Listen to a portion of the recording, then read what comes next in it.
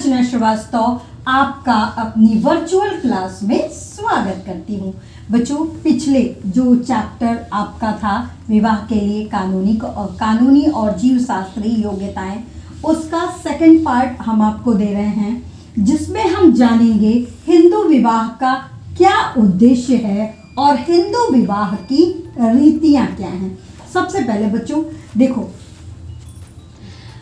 हिंदू विवाह के उद्देश्य में पहला उद्देश्य है रति या काम सुख। बच्चों देखो, जैसे आपको भूख लगती है, प्यास लगती है, वैसे ही काम प्रवृत्ति ना सिर्फ मनुष्यों में बल्कि जीव जंतुओं में भी होती है। और आपको जब मैंने पिछले वीडियो में बहुत सारे जो समाजशास्त्री थे उनका मैंने आपको परिभाषा बताई थी, उसमें सभी समाजशास्त्रियों ने यह बात कही थी कि जो काम सुख की संतुष्टि के लिए ही विवाह जैसी संस्था को लाया गया ताकि उसे समाज में स्थान प्राप्त हो सके। बच्चों देखो, सृष्टि का आधार ही काम प्रवृत्ति है। अगर यह प्रवृत्ति इंसान के अंदर नहीं होगी तो सृष्टि ही रुक जाएगी। तो पहला उद्देश्य है रति अथवा काम सुख। दूसरा है संतान प्राप्ति। बच्चों देखो, मैंने कहा ना कि सृष्टि रुक जाएगी। प्रजनन क्या होता है? अपने जैसे जीव का निर्माण करना ही प्रजनन कहलाता है।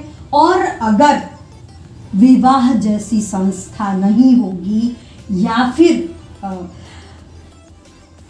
विवाह नहीं किसी का होगा या फिर स्त्री पुरुष के अंदर वैसे संबंध नहीं होंगे तो संतानोत्पत्ति नहीं हो सकती। तो सामाजिक रूप से विवाह क्या करता है? मान्यता प्रदान करता है कि आप संतान उत्पत्ति कर सकें और इस विवाह से उत्पन्न संतानों को सामाजिक और वैधानिक मान्यता होती है। जिन लोगों का विवाह नहीं होता उनकी अगर संतान उत्पन्न होती है बच्चों, तो उन्हें वैधानिक मान्यता नहीं होती है। अगला है धर्म पालन। विवाह इसलिए कराया जाता है कि स्त्री पुरुष अपने धार्मिक कर्तव्यों का निर्वहन कर सके। आप देखो ना, पूजा पे, पाठ पे, यज्ञ पे, हवन पे हमेशा पति पत्नी बैठते हैं। किसी अविवाहित व्यक्ति को पूर्ण नहीं माना जाता। अविवाहित व्यक्ति को तब तक पूर्ण नहीं माना जाता जब तक कि उसका विवाह नहीं हो जाता। तो धर्म के पालन के कारण भी हिंदू समाज में विवाह की प्रथा प्रचलित की गई है। मोक्ष की प्राप्ति। बच्चों, हमारी धार्मिक मान्यताओं के अनुसार विवाह करना एक अनिवार्य आवश्यकता है। विवाह के द्वारा आपको अपने महाभारत में एक ऐसी स्त्री की कहानी सुनी है ना, जिसने उस जन्म में विवाह नहीं किया था। उसने बहुत सारी तपस्याएं की थी, फिर भी उसकी तपस्या निष्फल हो गई थी और अगले जन्म में वो रूप पाए, वह एक अलग ही रूप था। मैं बहुत विस्तृत नहीं जाना चाहती उधर, क्योंकि हम अपने टॉपिक से हट जाएंगे। और चौथा हमारा विवाह का उद्देश्य है मोक्ष की प्राप्ति। बच्चों, ऐसा माना जाता है कि विवाह के बाद ही जो धर्म कर्म होता है उससे इंसान को मोक्ष की प्राप्ति होती है, ऐसी धार्मिक मान्यता है। अब आते हैं बच्चों, धार्मिक रीतियां क्या हैं? हिंदू विवाह की रीतियां क्या हैं? सबसे पहले कन्यादान। कन्यादान बेटा, किसी भी बालिका के माता पिता जब उसका दान वर को करते हैं तब वह रीति कन्यादान कहलाती है। ऐसी धार्मिक मान्यता है कि एक कन्यादान करने से 100 अश्वमेध यज्ञ की प्राप्ति होती है। दूसरा है पाणी ग्रहण संस्कार। बच्चों, क्या होता है पाणी ग्रहण संस्कार में? क्या होता है? वर का हाथ वधू के हाथ में रख के मंत्रोच्चारण करके ये संस्कार पाणी ग्रहण संस्कार पूर्ण किया जाता है। तीसरा है आश्मारोहण। बेटा आश्मारोहण में क्या होता है, किसी किसी कम्युनिटी में ये प्रचलित है, कन्या का भाई कन्या का पैर पत्थर पर रखवाता है ना, और यह जीवन भर दृढ़ रखने का संकेत देता है। वो कन्या का भाई क्या करता है, उसकी कन्या का पैर पत्थर पे रखवाता है।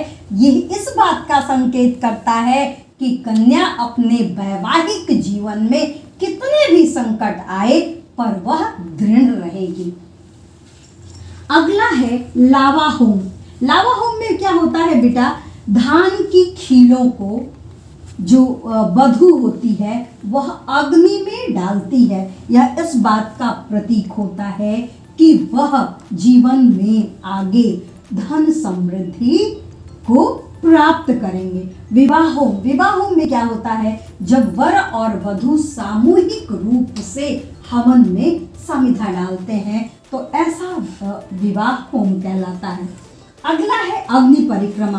वर वधू साथ साथ अग्नि को साक्षी करके अग्नि की प्रदक्षिणा करते हैं और विवाह संबंध को दृढ़ रखने की प्रतिज्ञा करते हैं। वह इस आशय से यह अग्नि प्रदक्षिणा करते हैं ताकि उनका संबंध 7 जन्मों तक बना रहे।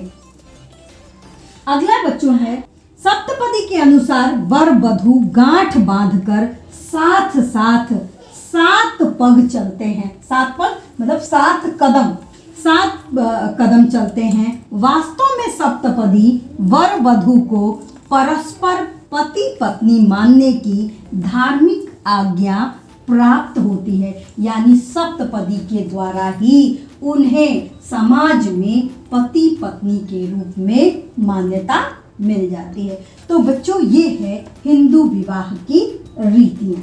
थैंक यू बच्चों।